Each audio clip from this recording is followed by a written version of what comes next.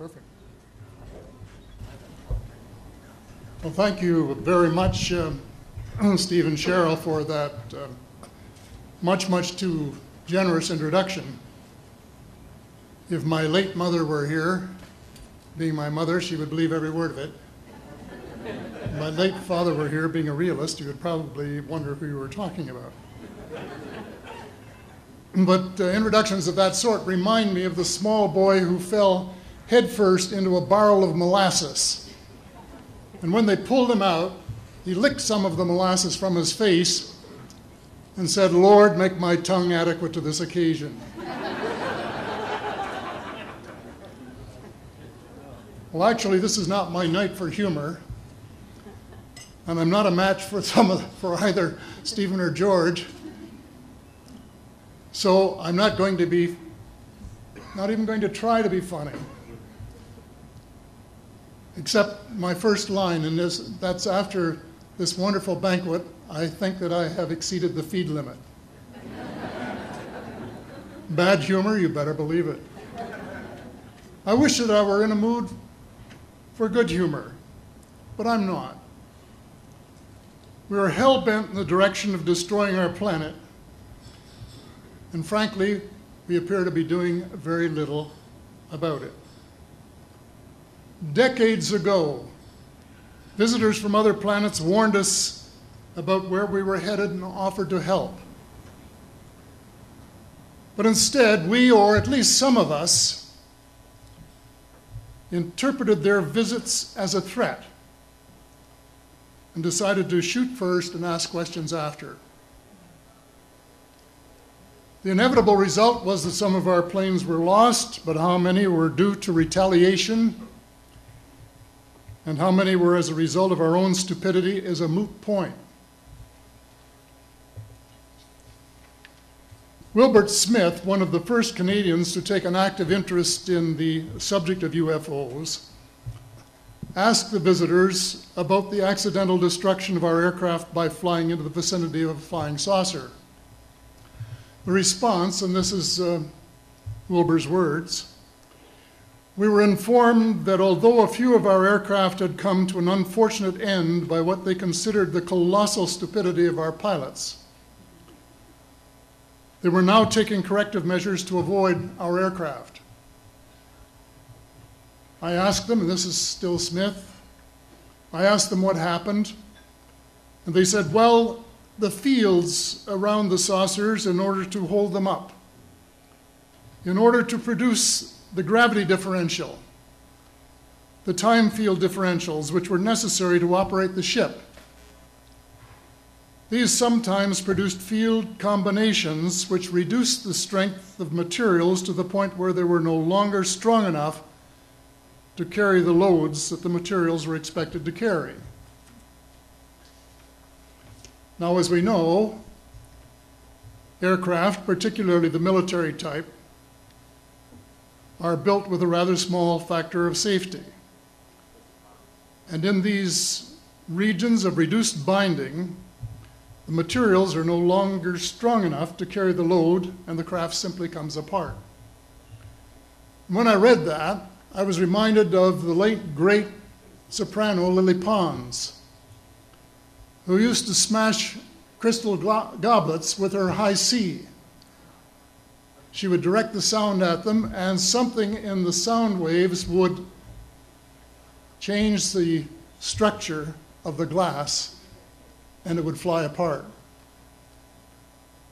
Well, this didn't satisfy our military chiefs, who must have thought that it was more important to secure American nuclear superiority, even though using it would result in the annihilation of us all, than to take the hint and start moving the planet back from the brink of global disaster.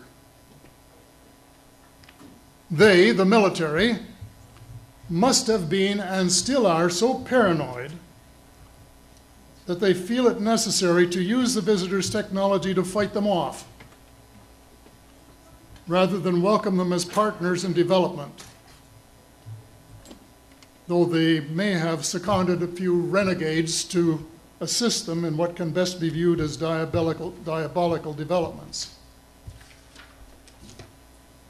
Stephen has said that talking about UFOs is passé, and that we should be talking or limiting our talk to exopolitics. Well, Stephen, I agree with you in theory, but in reality we have a problem when official US policy insists that UFOs don't exist.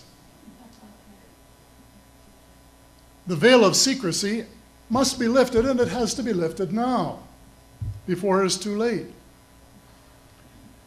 It is ironic that the US would begin a devastating war, allegedly in search of weapons of mass destruction, when the most worrisome developments in this field are occurring in your own backyard.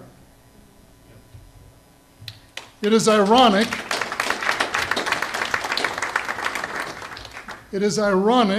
that the US should be fighting monstrously expensive wars in Iraq and Afghanistan, allegedly to bring democracy to those two countries, when it itself can no longer legitimately claim to be called a democracy, when trillions, and I mean thousands of billions of dollars, have been spent on projects about which both the Congress and the Commander-in-Chief have been kept deliberately in the dark.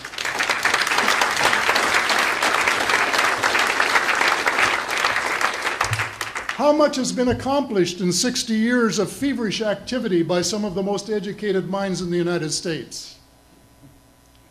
Has America developed flying saucers that are visually indistinguishable from the visitors, as alleged? And if so, what do they propose to do with them? Even more critical, what progress has been made in the development of clean energy sources that could conceivably replace fossil fuels and save the planet from becoming a veritable wasteland? Well, who has the answers? Someone does, but apparently they aren't telling either secretaries of defense or presidents because they don't have, quote, a need to know. In a story told by Dr. Stephen Greer, President Clinton was asked a question by White House reporter Sarah McClendon about why he didn't do something about disclosure. And Clinton replied, "Sarah, there's a government inside the government, and I don't control it." Excuse me, doesn't the Commander-in-Chief and the person who allegedly has their finger on the nuclear trigger have a right to know what his subordinates are doing? The people of the United States who have paid the bills have the right to know. The people of the world demand to know because it is our descendants too whose lives are in mortal danger. It is time for the people of the United States to launch a new war against the evil of lies, deceit, and darkness, and go all out to win the victory of truth and transparency and light. Thank you.